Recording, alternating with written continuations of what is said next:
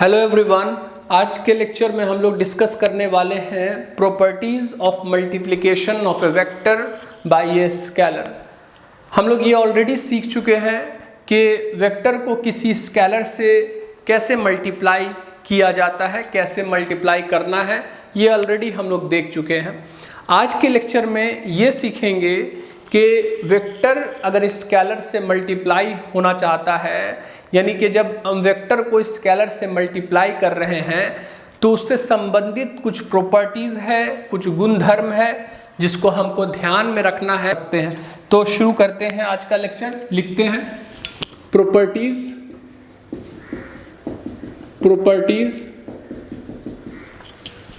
Of multiplication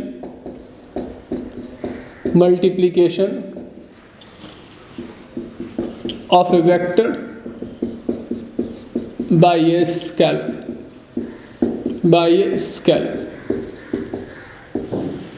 properties of multiplication of a vector by a scalar। यहाँ पे जो सबसे पहला प्रॉपर्टी हम लोग डिस्कस करने वाले हैं, उसको डिस्कस करने से पहले हम लोग यहाँ पे कुछ वेक्टर्स को अज्यूम करने वाले हैं एंड कुछ स्केलर्स को हम लोग एज्यूम करने वाले हैं, जिसके माध्यम से, जिसके हेल्प से हम लोग अपने प्रॉपर्टीज़ को कंफर्म करेंगे कि जो प्रॉपर्टीज़ हम डिस्कस कर रहे हैं वो ट्रू है। आप उसका इस्तेमाल बड़े आसानी से कर सकते हैं एनालिसिस के दौरान। इसीलिए यहाँ पे हम कंसीडर कर लेते हैं, लेट अस कंसीडर। इसमें हम लोग कंसीडर करेंगे सबसे पहले वेक्टर ए कंसीडर कर लेते हैं। वेक्टर ए हम लोग सपोज मान लेते हैं 2i कैप। यहाँ पे हम आसान सा स्केलर लेने वाले हैं, आसान सा वेक्टर लेने वाले हैं, ताकि हमको बताने में भी सुविधा हो, आपको समझने में भी सुविधा हो। लेने का यहाँ पे हम डिफ़िकल्ट वेक्टर भी कंसीडर कर सकते थे, लेकिन यहाँ पे हम आसान कंसीडर करेंगे ताकि आसानी हो हमको बताने में, ठीक है ना। यहाँ पे ए वेक्टर मैंने कंसीडर कर लिया 2i कैप। हमको इस वेक्टर के बारे में पता है, ठीक है ना। वेक्टर अगर कभी भी इस तरीके से लिखा रहेगा मैग्नीट्यूड इनटू यूनिट वेक्टर, इसका मतलब यहाँ पे i कैप है वो यूनिट वेक्टर को रिप्रेजेंट कर रहा और 2 इस वेक्टर के मैग्नीट्यूड को रिप्रेजेंट कर रहा। तो हम इसको अगर इस तरीके से भी दिखा सकते हैं हम लोग। ये हो गया ए वेक्टर, ये आपका ये 2 यूनिट हो जाता है, मैग्नीट्यूड इसका 2 यूनिट मान लेते हैं, 2 यूनिट्स। और डायरेक्शन क्या हो जाएगा इसका, 2 units in the positive X axis direction, हम आपको बता चुके हैं कि आई कैप यूनिट वेक्टर के बारे में। अगर आई कैप यूनिट वेक्टर से कुछ मैग्नीट्यूड अगर अटैच्ड है, मल्टीप्लाइड है, तो इसका मतलब है कि उतना मैग्नीट्यूड आपको पॉजिटिव एक्स एक्सिस डायरेक्शन में लेना है ना। तो इसका मतलब वो ये वेक्टर जो है वो 2 यूनिट है, किस डायरेक्शन में, पॉजिटिव एक्स एक्सिस डायरेक्शन में। अब ये वाला तो मेरा ए वेक्टर हो गया। अब यहाँ पे अगर हम लोग माइनस ए वेक्टर निकालना चाहें तो माइनस ए वेक्टर क्या होता है, दैट इज -2i कैप। तो हम आपको बताए थे कि वेक्टर को किसी स्केलर से किस तरीके से मल्टीप्लाई किया जाता, वो डिपेंड करता है कि स्केलर पॉजिटिव है या निगेटिव है। अगर स्केलर पॉजिटिव है, जैसे सपोज अगर लेमडा से अगर हम मल्टीप्लाई कर देते हैं, लेमडा स्केलर से किसी वेक्टर को मल्टीप्लाई कर देते हैं, तो अगर लेमडा पॉजिटिव है तो मैग्नीट्यूड जो वेक्टर का होगा वो लेमडा टाइम्स इंक्रीज कर जाएगा और डायरेक्शन पे कोई असर नहीं पड़ेगा। जैसा पहले डायरेक्शन था वैसा ही डायरेक्शन अब रहने वाला। अगर लेमडा अगर निगेटिव होगा और इस लेमडा से अगर किसी वेक्टर को मल्टीप्लाई करेंगे तो आपका मैग्नीट्यूड जो होगा वेक्टर का वो मॉड लेमडा टाइम्स इंक्रीज कर जाएगा और डायरेक्शन जो होगा वेक्टर का अब जस्ट रिवर्स हो जाएगा, ठीक है ना। इस बात का ध्यान रखना है, हम रिकॉल कर दिए आपको एक बार। यहाँ पे देखिए हम माइनस ए वेक्टर कैलकुलेट करना चाह रहे हैं, यानी ए वेक्टर का निगेटिव वेक्टर यानी अपोजिट वेक्टर कैलकुलेट करना चाह रहे हैं। तो कैसे कैलकुलेट किया जाएगा, तो यहाँ पे सिर्फ -1 स्केलर से मल्टीप्लाइड है ना, इसको हम ऐसे लिख सकते हैं ना, -1 इंटू 2i कैप। इसका मतलब जो 2i कैप जो वेक्टर है यानी 2 unit in the positive X axis direction, उसका सिर्फ क्या करना है, आपको डायरेक्शन को रिवर्स कर देना है।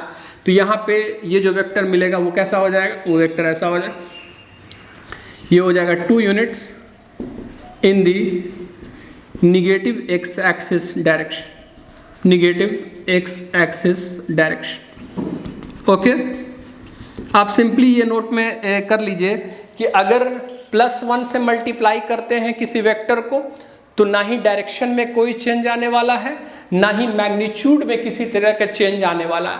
लेकिन अगर -1 स्केलर से किसी वेक्टर को मल्टीप्लाई कीजिएगा तो मैग्नीट्यूड में कोई चेंज नहीं आएगा, जो पहले मैग्नीट्यूड था अभी भी वही मैग्नीट्यूड रहेगा, लेकिन डायरेक्शन क्या हो जाएगा, जस्ट अपोजिट हो जाएगा। ठीक है, ये मैंने -a वेक्टर कैलकुलेट कर लिया। उसी तरह से मैं यहाँ पे कंसीडर कर लेता हूँ b वेक्टर। यहाँ पे मान लेते हैं सपोज b वेक्टर हमारे पास है 4i कैप, इसका मतलब है इसको अगर इस तरह से रिप्रेजेंट करना चाहें तो हम कह सकते हैं 4 units in the positive X axis direction, positive X axis direction. Okay, तीसरा चीज़ जो हम कंसिडर करेंगे वो स्केलर्स कंसिडर करेंगे। हम लोग 2 स्केलर्स यहाँ पे कंसिडर करेंगे। पहला स्केलर m, इसको हम एज्यूम कर लेते हैं 2, तो m अगर 2 लेंगे तो -m कितना आ जाएगा, -2। चौथा में हम लोग कंसिडर करेंगे दूसरा scalar that is n is equal to हम लोग 3 कंसिडर कर लेते हैं। ठीक है, अब ये सारा मैंने यानी वेक्टर्स भी कंसिडर कर लिया है, स्केलर भी कंसिडर कर लिया है यहाँ पे। अब इसका इस्तेमाल करते हुए हम प्रॉपर्टी को जज करेंगे कि आप भी तसल्ली कर लीजिएगा कि हाँ, जो प्रॉपर्टीज़ हम इस्तेमाल करने वाले हैं एनालिसिस के दौरान वो ट्रू है। ऐसे प्रॉपर्टीज़ तो ट्रू होता ही है, लेकिन आपको भी तसल्ली हो जाएगा कि हम जो प्रॉपर्टी यूज़ करने वाले हैं वो पूरी तरीके से करेक्ट है। ठीक है ना, तो यहाँ पे सबसे पहला प्रॉपर्टी जो हम लोग डिस्कस करेंगे उसमें सबसे पहला चीज़ हम लोग कैलकुलेट करेंगे m इंटू -a वेक्टर। हम लोग m यहाँ पे कंसिडर कर चुके हैं दैट इज 2, -a वेक्टर हम लोग निकाल चुके हैं, कितना आया था, दैट इज -2i कैप। अब यहाँ पे देखिए -2i कैप एक वेक्टर है जो कि 2 unit in the negative x axis direction है। अगर ये वेक्टर को आप लोग स्केलर 2 यानी पॉजिटिव स्केलर से मल्टीप्लाई कीजिएगा तो वेक्टर का डायरेक्शन चेंज नहीं होगा, मैग्नीट्यूड जस्ट डबल हो जाएगा। यानी कि हम ये वाला जो वेक्टर अगर बनाना चाहें तो इस तरीके से बना सकते हैं, ये हो जाएगा 4 units in the negative x axis direction, in the negative x axis direction. Okay, negative x axis direction. ये पहला चीज़ मैंने कैलकुलेट कर लिया। ये जो वेक्टर आया है वो क्या आ गया है, इसको हम लोग इस तरीके से भी लिख सकते हैं। ये जो वेक्टर आया है दैट इज -4i कैप, या इसको ऐसे भी लिख सकते हैं 4 इंटू -i कैप, ताकि आपको क्लियर दिखेगा। ये वाला मैग्नीट्यूड है, ये वाला यूनिट वेक्टर है। इसका मतलब है कि 4 यूनिट किस दिशा में लेना है, purely negative x axis direction में। ऑलरेडी हम लोग डिस्कस कर चुके हैं कि मैग्नीट्यूड इंटू यूनिट वेक्टर एक वेक्टर का रिप्रेजेंटेशन होता है, जिसमें मैग्नीट्यूड बताएगा कि उस वेक्टर का क्या मैग्नीट्यूड है और यूनिट वेक्टर बताएगा कि वो वेक्टर किस डायरेक्शन में है। ओके, अब दूसरा चीज़ यहाँ पे हम लोग कैलकुलेट करने वाले हैं वो है -m into a vector. -m का मतलब क्या हो गया, -m हम लोग कंसिडर कर चुके हैं, -2 आ रहा और इसको फिर a वेक्टर से मल्टीप्लाई करना है। a वेक्टर क्या लिए हैं, 2i कैप। ठीक है, अब यहाँ पे देखिए 2i कैप एक वेक्टर है जो कि 2 unit in the positive X axis direction, उसको अगर स्केलर -2 यानी कि एक निगेटिव स्केलर से मल्टीप्लाई कीजिएगा तो इस वेक्टर का डायरेक्शन क्या हो जाएगा, जस्ट अपोजिट, और मैग्नीट्यूड क्या हो जाएगा, मॉड लेम्डा टाइम्स हो जाएगा। यानी कि अगर हम यहाँ पे लेम्डा -2 है तो मॉड लेम्डा कितना हो जाएगा, 2, यानी 2 टाइम्स मैग्नीट्यूड इंक्रीज कर जाएगा अपोजिट डायरेक्शन में, जस्ट अपोजिट डायरेक्शन में। इसको हम ऐसा कर सकते हैं ना, फिर से वही आ जाएगा, देखिए ये आ जाएगा, इसको हम ऐसे लिख सकते हैं ना, -4i cap that is 4 into -i cap. इसको हम लोग लिख सकते हैं 4 units in the negative x axis direction, negative x axis direction. Okay, यहाँ पे मैंने दो चीज़ कैलकुलेट कर लिया है। तीसरा चीज़ कैलकुलेट करते हैं। तीसरा चीज़ हम लोग कैलकुलेट करते हैं। यहाँ पे हम लोग कैलकुलेट करेंगे minus bracket of m into a vector, यानी कि पहले मैं स्केलर जो m है उसको पहले मैं ए वेक्टर से मल्टीप्लाई करूँगा, फिर जो वेक्टर आने वाला है उसको फिर -1 से मल्टीप्लाई करेंगे। तो यहाँ पे देखिए माइनस m मैंने कंसिडर किया हुआ है कितना, 2 कंसिडर किया हुआ है, और ए वेक्टर क्या कंसिडर किया हुआ है, 2i कैप। तो यहाँ पर देखिए तो 2i कैप एक वेक्टर है जो 2 unit positive X axis direction में है, उसको 2 से मल्टीप्लाई कीजिएगा, डबल हो जाएगा पॉजिटिव एक्स एक्सिस डायरेक्शन में, और जो वेक्टर आने वाला है उसको फिर -1 स्केलर से मल्टीप्लाई करेंगे तो वेक्टर का डायरेक्शन क्या हो जाएगा, सिर्फ जस्ट अपोजिट हो जाएगा।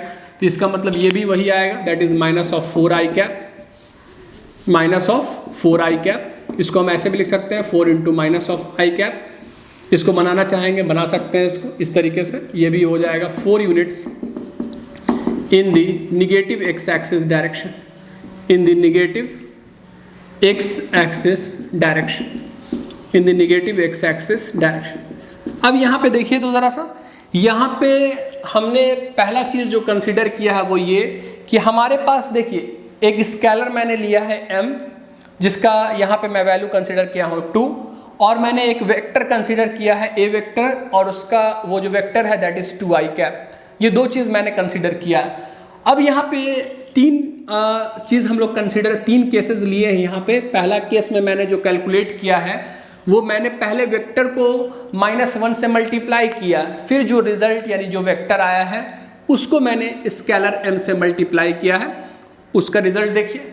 दूसरा केस में मैंने क्या किया है, पहले मैंने स्केलर को -1 से मल्टीप्लाई किया है, फिर जो रिजल्ट आया है उसको फिर मैंने वेक्टर a से मल्टीप्लाई किया है, उसका रिजल्ट देखिए। और तीसरा केस में मैंने क्या किया है कि पहले मैंने स्केलर m को वेक्टर a से मल्टीप्लाई कर दिया, फिर जो रिजल्ट आया यानी जो वेक्टर आया है उसको -1 स्केलर से मल्टीप्लाई किया।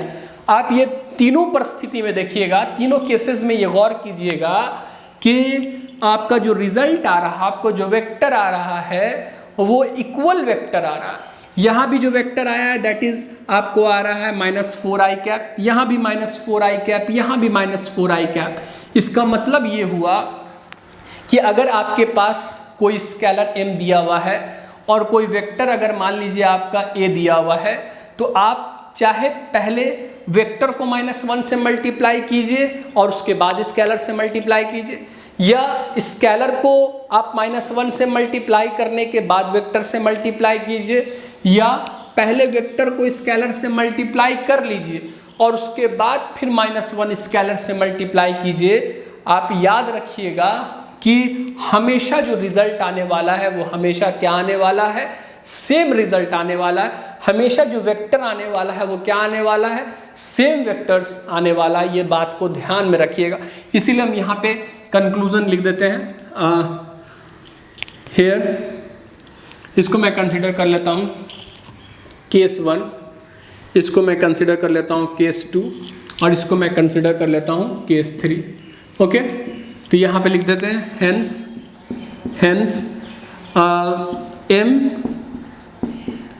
m इंटू -a वेक्टर, ये बराबर हो जाएगा किसके, -m इंटू a वेक्टर, और ये बराबर हो जाएगा minus bracket of m into a vector. ये तीनों का वैल्यूज क्या आएगा, इक्वल आएगा। तीनों से जो वेक्टर आने वाला है क्या आने वाला है, इक्वल आने वाला। अब बात को समझिए, ये बात तो आपको समझ में आ गया है कि ये तीनों से जो वेक्टर आने वाला है यानी तीनों का जो रिजल्ट आने वाला है वो सेम रिजल्ट आने वाला है। जब सबसे सेम ही रिजल्ट आने वाला है तो आप चाहें तो इसको अगर हम यहाँ पे इसको अगर मान लेते हैं, सपोज इसको अगर 1 मान लेते हैं, इसको अगर 3 मान लेते हैं, तो कहने का मतलब है कि अगर तीनों का रिजल्ट एक जैसा आने वाला है, अगर तीनों का वैल्यू, तीनों का वेक्टर एक जैसा आने वाला है, तो हम चाहें तो किसी को भी किसी में लिख सकते हैं। मेरा ख्वाहिश अगर हो रहा है कि 1 के जगह पे 2 लिख लें तो लिख सकते हैं, क्योंकि दोनों तो बराबर ही है ना। हम चाहें तो 3 के जगह पे 1 लिख सकते हैं, 2 के जगह पे 1 लिख सकते हैं, 3 के जगह पे 1 लिख सकते हैं, कोई प्रॉब्लम नहीं है। क्योंकि सारे से जो रिजल्ट आएगा ना, सारे से जो वेक्टर आएगा वो एक ही वेक्टर आएगा, इक्वल वेक्टर आएगा। इसीलिए आप चाहें तो किसी भी यहाँ पे कोई भी जो मैंने लिखा है उसको किसी में भी लिख सकते हैं, किसी को किसी में लिख सकते हैं, कोई प्रॉब्लम नहीं है। जैसे फॉर एग्जांपल यहाँ पे मैं बता दे रहा हूँ, एनालिसिस के दौरान आपको ज़रूरत पड़ सकता है तो आपको उस बात का ध्यान रखना है। जैसे फॉर एग्जांपल यहाँ पे हम इस तरीके से लिख सकते हैं, जैसे फॉर एग्जांपल मान लीजिए कि m इंटू माइनस ए वेक्टर है या minus m into a vector है, ठीक है। यहाँ पे देखिए तो क्या है, यहाँ पे अगर आपका -1 स्केलर चाहे वेक्टर से मल्टीप्लाइड हो, चाहे आपका -1 स्केलर आपका किसी स्केलर से मल्टीप्लाइड हो, ठीक है ना, वो दोनों ही परिस्थिति में आप चाहें तो माइनस को बाहर कर सकते हैं। आप इस तरीके से लिख सकते हैं, minus of bracket of m into a vector लिख सकते हैं, कोई प्रॉब्लम वाली बात नहीं है, ठीक है। इस बात को ध्यान में रखिएगा, नोट में मैं लिखा दे रहा हूँ। दूसरा नोट में ध्यान रखिएगा, अगर कभी भी इस तरीके से दिया हुआ है minus bracket of m into a vector, तो आप चाहें तो माइनस किसी को भी दे सकते हैं। आप चाहें तो माइनस स्केलर को भी दे सकते हैं, आप चाहें तो माइनस सिर्फ वेक्टर को भी दे सकते हैं। यानी आप ऐसा भी लिख सकते हैं minus m into a vector, या आप ऐसा भी लिख सकते हैं m इंटू क्या हो जाएगा, minus of A vector, okay. क्योंकि सारे का रिजल्ट एक ही जैसा है। एनालिसिस के दौरान आपको जो भी फॉर्मेट चाहिए आप उस फॉर्मेट में लिख सकते हैं, कोई प्रॉब्लम नहीं। जैसे सपोज आपको 2 फॉर्मेट दिया हुआ है, आपको 2 फॉर्मेट नहीं चाहिए, आपको चाहिए 3rd फॉर्मेट, तो आप बड़े आसानी से 2 फॉर्मेट को हटा करके क्या लिख सकते हैं, तीसरा फॉर्मेट में लिख सकते हैं। किसी को भी किसी में लिख सकते हैं, क्योंकि सारे का रिजल्ट क्या आ रहा है, एक जैसा आ रहा है। जैसे फॉर एग्जांपल अगर यहाँ पे एग्जांपल कर लेते हैं, सपोज यहाँ पे अगर ऐसे दिया हुआ, सपोज मान लीजिए 2 into minus of 2 I cap, इस तरीके से दिया हुआ, तो हम चाहें तो माइनस को बाहर कर सकते हैं, इस तरह ऐसे भी लिख सकते हैं, माइनस 2 इंटू क्या कर सकते हैं, 2 आई कैप, कोई प्रॉब्लम नहीं, ओके। अगर ऐसे रहे मान लीजिए -2 इंटू 2 आई कैप, तो माइनस चाहे वेक्टर से मल्टीप्लाइड रहे चाहे स्केलर से मल्टीप्लाइड रहे, माइनस को आप चाहें तो बाहर कर सकते हैं, इस तरीके से लिख सकते हैं 2 इंटू 2 आई कैप, ओके। या आप इस तरीके से भी कर सकते हैं। देखिए तो तीसरा एग्जाम्पल में अगर ऐसे लिखा हुआ है 2, अगर इस तरीके से लिखा हुआ है minus of bracket 2 into 2 I cap, तो यहाँ पे माइनस बाहर है ना, तो आप चाहे तो माइनस किसी को भी दे सकते हैं, चाहे तो आप माइनस स्केलर 2 को भी दे सकते हैं, चाहे तो माइनस आप वेक्टर 2i को भी दे सकते हैं, कोई प्रॉब्लम नहीं। तो हम चाहे तो इसको ऐसा भी लिख सकते हैं 2 into minus of 2 I cap, या आप चाहे तो इसको ऐसा भी लिख सकते हैं -2 इंटू 2 आई कैप। आपको कैसा रिक्वायरमेंट है, किस फॉर्मेट का रिक्वायरमेंट है, वो अपना देख लीजिएगा, क्वेश्चन में किस तरह का फॉर्मेट रिक्वायर्ड है, उसी हिसाब से आप यूज़ कर सकते हैं बड़े आसानी से, कोई प्रॉब्लम नहीं, क्योंकि सारे का रिजल्ट क्या आने वाला है, एक जैसा आने वाला। दूसरा जो हम लोग सीखेंगे, दूसरा प्रॉपर्टी जो सीखेंगे, यहाँ पे लिख लेते हैं, दूसरा प्रॉपर्टी जो सीखेंगे, इसमें हम सबसे पहला जो केस कंसिडर करेंगे, केस 1, उसमें मैं कैलकुलेट करूँगा ये m इंटू ए कैलकुलेट करूँगा, ए वेक्टर, ओके। m क्या कंसिडर किया, 2, वेक्टर a क्या कंसिडर किया, 2 आई कैप। तो सिंपल सी बात है, 2 आई कैप के बारे में जानते हैं, उसको 2 से मल्टीप्लाई किया है तो वो डबल हो जाएगा, डायरेक्शन सेम रहेगा, यानी इसको हम ऐसे लिख सकते हैं 4 units in the positive x axis direction, in the positive x axis direction, positive x axis direction.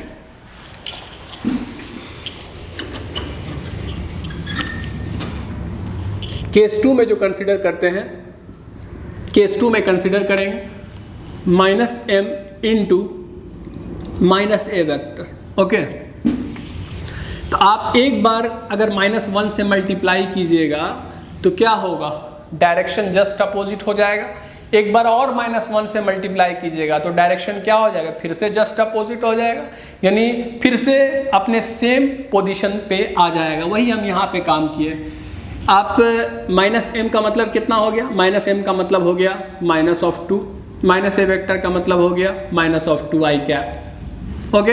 इसका मतलब है कि -2 i कैप जो कि 2 unit in the negative x axis direction है, उसको -2 से मल्टीप्लाई कीजिएगा तो क्या हो जाएगा, पॉजिटिव एक्स एक्सिस डायरेक्शन में 4 यूनिट हो जाएगा। इसका मतलब देखिए यही आ जाएगा, ये आ जाएगा 4 units in the positive X axis direction, positive X axis direction, 4 units in the positive X axis direction. Okay, तो यहाँ पे इसका मतलब है आप दोनों केसेस को देखिए गौर से। आपने क्या किया है, एक बार किसी वेक्टर को स्केलर से मल्टीप्लाई किया है सिंपली, और दूसरे केस में क्या किया है, वेक्टर को -1 से मल्टीप्लाई कर दिया, स्केलर को भी -1 से मल्टीप्लाई कर दिया, उसका भी रिजल्ट क्या आ रहा है, सेम ही आ रहा है, ठीक है ना। इसीलिए दोनों का रिजल्ट क्या आ जाएगा, सेम ही आ जाएगा। इसीलिए हम यहाँ पे लिखेंगे हेंस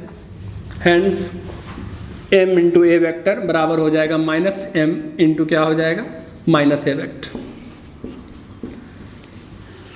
ठीक है, अब यहाँ पे समझिए एक बात, जब कभी भी कोई इक्वेशन दिया हुआ है, इसका मतलब LHS और RHS क्या है, बराबर है। हमको पता है कि चाहे तो आप वेक्टर को सिंपली स्केलर से मल्टीप्लाई कर दीजिए, या वेक्टर को भी आप -1 से मल्टीप्लाई कीजिए और स्केलर को भी -1 से मल्टीप्लाई कीजिए, दोनों का क्या आने वाला है, रिजल्ट क्या आने वाला है, सेम। दोनों से जो वेक्टर आने वाला है क्या आने वाला है, सेम आने वाला है। अब यहाँ पे देखिए,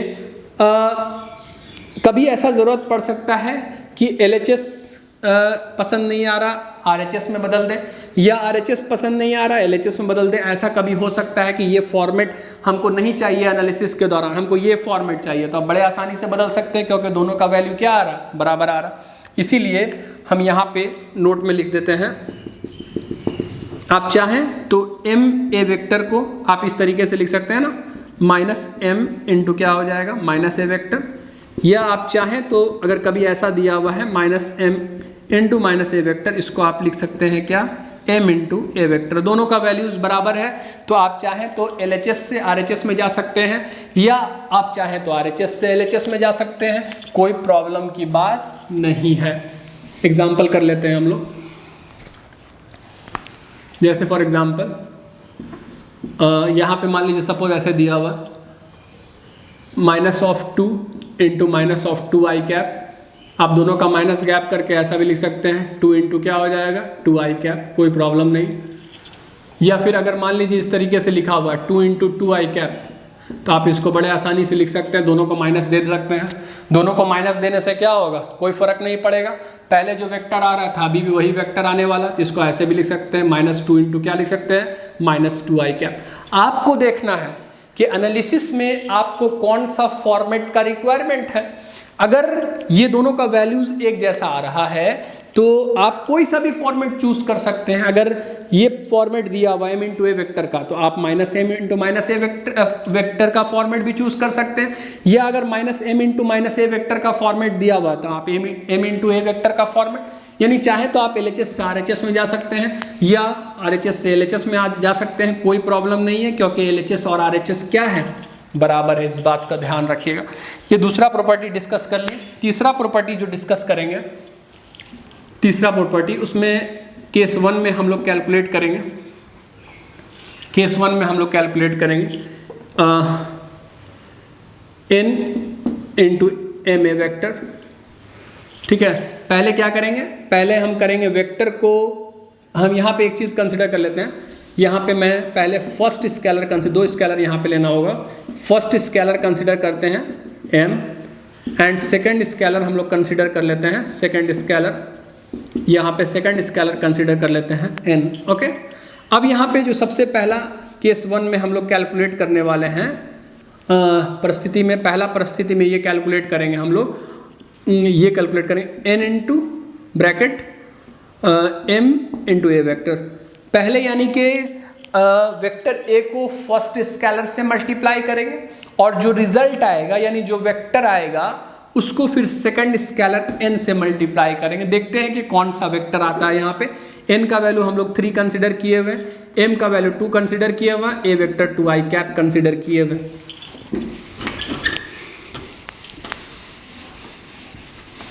अब यहाँ पे देखिए क्या आ जाएगा इसका वैल्यू, इसका वैल्यू आ जाएगा आपको 2 i कैप इंटू 2, कितना हो जाएगा, 4 units in the positive X axis direction और उसको 3 से मल्टीप्लाई कर दीजिएगा तो कितना हो जाएगा, ये हो जाएगा आपका 12 आई कैप। दूसरा केस में हम लोग कंसिडर कर लेते हैं, केस 2 में हम लोग कैलकुलेट करते हैं m bracket n into a vector, यानी कि पहले हम वेक्टर को सेकंड स्केलर से मल्टीप्लाई करेंगे और जो रिजल्ट आएगा यानी जो वेक्टर आएगा उसको फर्स्ट स्केलर m से मल्टीप्लाई करेंगे। देखते हैं कि क्या रिजल्ट आ रहा। तो m2 कंसिडर किया है, n कंसिडर किया है 3, ए वेक्टर कंसिडर किया है 2 आई कैप।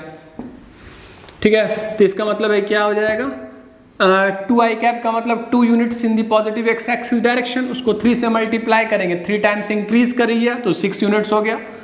और जो वेक्टर आएगा उसको 2 से मल्टीप्लाई कर रहे हैं तो 2 टाइम्स और बढ़ जाएगा, तो यानी 12 units in the positive X axis direction. यानी वेक्टर को दिखाना चाहे तो यही सेम वेक्टर आ जाए, ये आ जाएगा 12 units in the positive X axis direction, in the positive X axis direction.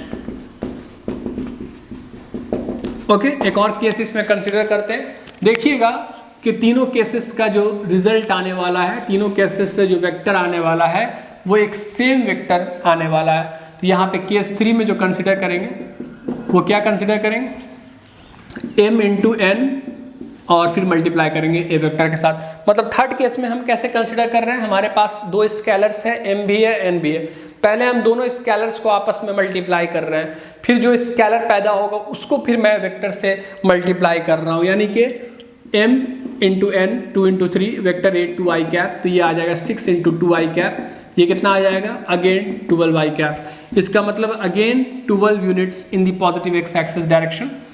तो देखिए तो यहाँ पे ये आ जाएगा 12 units in the positive X axis direction, in the positive X axis direction, x axis direction. Okay, कहने का मतलब है कि आपके पास अगर 2 स्केलर्स गिवन है और एक वेक्टर ए गिवन है मान लीजिए, तो आप क्या कीजिए कि पहले वेक्टर को फर्स्ट स्केलर से मल्टीप्लाई कीजिए, जो वेक्टर आए उसको आप सेकंड स्केलर से मल्टीप्लाई कीजिए। ओके, जो वैल्यू आएगा, जो रिजल्ट आएगा उसको मैच करवाइए। देखिएगा कि अगर आप वेक्टर को सेकंड स्केलर से पहले मल्टीप्लाई कीजिए, जो वेक्टर आने वाला है उसको फिर फर्स्ट स्केलर से मल्टीप्लाई कीजिए, यहाँ पर भी जो रिजल्ट आने वाला है उसको मैच करवाइए। देखिए जो थर्ड केस है उसमें मतलब आप पहले स्केलर्स को आपस में मल्टीप्लाई कर दीजिए और उसके बाद जो स्केलर आएगा उसको फिर वेक्टर से मल्टीप्लाई कीजिए।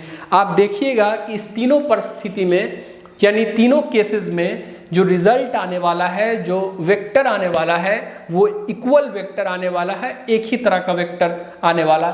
ठीक है ना, इसीलिए हम यहाँ पे लिख सकते हैं hence n bracket of m into a vector, ये बराबर हो जाएगा m bracket of n into a vector और ये बराबर हो जाएगा m इंटू n और मल्टीप्लाइड बाई ए वेक्टर। इसको ध्यान में रखिएगा। ओके, इसको अगर 1 मान लेते हैं, इसको अगर 2 मान लेते हैं, इसको अगर 3 मान लेते हैं, तो ये तीनों जब आपस में बराबर है, ये तीनों का जब रिजल्ट बराबर है, अगर ये तीनों से एक ही तरह का वेक्टर्स आ रहा है, एक ही तरह का वेक्टर आ रहा है, तो आप किसी को भी किसी में लिख सकते हैं, कोई प्रॉब्लम नहीं। आपको पहला फॉर्मेट पसंद नहीं आ रहा तो आप उसके जगह पे सेकंड फॉर्मेट लिख सकते हैं। मान लीजिए थर्ड फॉर्मेट पसंद नहीं आ रहा तो आप पहला फॉर्मेट लिख सकते हैं, कोई प्रॉब्लम नहीं। किसी को भी किसी में लिखा जा सकता है क्योंकि सब आपस में क्या है, बराबर है। सबसे पैदा होने वाला वेक्टर क्या है, एक ही तरह का है, इसीलिए आप लिख सकते हैं, कोई प्रॉब्लम वाली बात नहीं है। जैसे फॉर एग्जाम्पल अगर कभी ऐसा लिखा हुआ सपोज ऐसा लिखा हुआ 2 इंटू 3 इंटू 2 आई कैप, ठीक है। ये आपका मान लीजिए यहाँ पे भी एक स्केलर आ गया, यहाँ पर भी एक स्केलर, 2 स्केलर और एक वेक्टर आ गया। तो आप बड़े आसानी से ये वाले प्रॉपर्टी का लाभ उठा सकते हैं। आप चाहें तो इसको इस तरीके से भी लिख सकते हैं,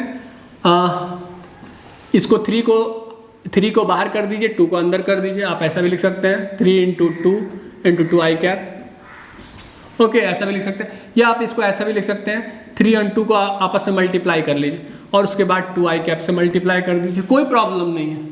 किसी को भी किसी में लिख सकते हैं, वो डिपेंड करता है आपको कौन सा फॉर्मेट का रिक्वायरमेंट है, उसी हिसाब से आप चूज कर सकते हैं, कोई प्रॉब्लम नहीं, ठीक है। या मान लीजिए कि अगर ऐसा दिया हुआ 3 इंटू 2 और इंटू 2 आई कैप, तो आप चाहें तो किसी एक स्केलर को पहले वेक्टर से मल्टीप्लाई कर सकते हैं, चाहे तो 3 को चाहे तो 2 को। तो आप इस तरह से भी लिख सकते हैं, चाहे मान लीजिए आपको 2 को मल्टीप्लाइड होते हुए दिखाना है तो 2 इंटू 2 आई कैप भी लिख सकते हैं, या मान लीजिए कि अगर आपको 3 से मल्टीप्लाइड होते हुआ वेक्टर दिखाना तो आप इसको ऐसे भी लिख सकते हैं 3 इंटू 2 आई कैप। सबका रिजल्ट क्या आने वाला है? एक ही आने वाला है, कोई प्रॉब्लम नहीं है। ये मेरा थर्ड प्रॉपर्टी डिस्कस कर लिए। अब जो चौथा प्रॉपर्टी डिस्कस करेंगे उसमें हम लोग केस 1 कैलकुलेट करेंगे।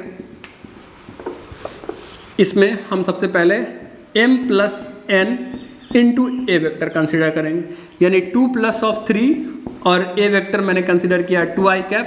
यहाँ पे कंसिडर करिए तो देखिए तो क्या आ रहा, तो ये आ जाएगा 5 into 2 I cap, that is 10 I cap. 10 I cap आ गया। यानी पहले यहाँ पे मैंने 2 स्केलर्स कंसिडर किया है m एंड n। तो पहले मैं स्केलर्स को ऐड कर ले रहा हूँ, उसके बाद वेक्टर से मल्टीप्लाई कर रहा हूँ। और दूसरा केस में मैं पहले स्केलर से बारी बारी से दोनों स्केलर से वेक्टर a को मल्टीप्लाई करूँगा और फिर दोनों को ऐड करूँगा, फिर देखते हैं कैसा रिजल्ट आ रहा।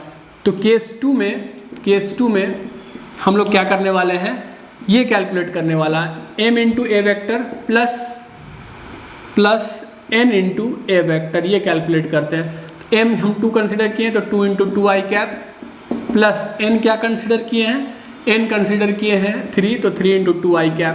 तो ये हो जाएगा आपको 4 आई कैप प्लस ये हो जाएगा 6 आई कैप। आपको पता है कि अगर सेम डायरेक्शन में अगर वेक्टर रहेगा तो आप डायरेक्ट उसको ऐड कर सकते हैं, कोई प्रॉब्लम वाली बात नहीं है। जैसे कि 4 unit in the positive X axis direction 4 I cap, और 6 आई कैप का मतलब हुआ 6 unit in the positive X axis direction, दोनों एक ही डायरेक्शन में है। तो जब वेक्टर्स एक ही डायरेक्शन में आएगा तब अगर उसका कंबाइंड इफेक्ट निकालना चाहते हैं यानी दोनों को ऐड करना चाहते हैं तो आप डायरेक्टली ऐड कर सकते हैं, ठीक है, इसमें कोई प्रॉब्लम नहीं। तो 6 4 कितना हो जाएगा 10, ये आ जाएगा 10 आई कैप। तो यहाँ पे गौर कीजिए कि आप पहले जो 2 स्केलर्स दिया हुआ उसको ऐड करने के बाद वेक्टर ए से मल्टीप्लाई कीजिए, या आप दोनों स्केलर को बारी बारी से वेक्टर ए से मल्टीप्लाई करके ऐड कीजिए, दोनों का रिजल्ट क्या आने वाला है, एक ही आने वाला है, कोई प्रॉब्लम वाली बात नहीं है। इसीलिए यहाँ पे लिख सकते हैं hence m plus n into a vector बराबर हो जाएगा m into a vector plus n into a vector, इसको ध्यान में रखिएगा। अब चूंकि LHS और RHS बराबर है इसीलिए आप चाहें तो LHS की जगह पे RHS भी लिख सकते हैं या RHS की जगह पे LHS भी लिख सकते हैं, वो डिपेंड करता है आपको फॉर्मेट कैसा चाहिए। कहने का मतलब है कि एग्जाम्पल में मैं लिख देता हूँ, जैसे फॉर एग्जाम्पल अगर ऐसे लिखा हुआ है 2 प्लस 3 इंटू 2 आई कैप, तो आप इसको ऐसे भी लिख सकते हैं 2 into 2 I cap plus 3 into क्या लिख सकते हैं 2 आई कैप, कोई प्रॉब्लम नहीं। या अगर मान